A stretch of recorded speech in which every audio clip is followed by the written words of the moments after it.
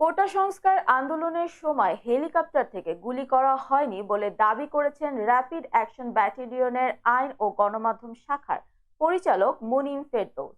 তিনি দাবি করেন হেলিকপ্টার থেকে টিয়ার শেল ও সাউন্ড গ্রেনেড নিক্ষেপ করা হয়েছিল। বুধবার সকালে কারওয়ান বাজারে এক সংবাদ সম্মেলনে এসব কথা বলেন তিনি।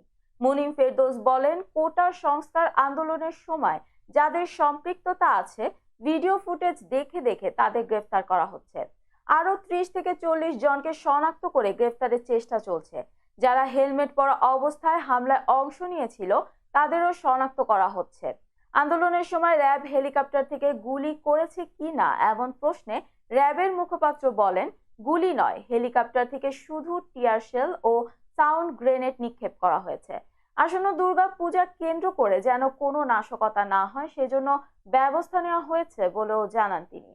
তিনি বলেন, প্রতিমা বিসর্জনের দিন নিরাপত্তা ব্যবস্থা বেশ জোরদার করা হবে।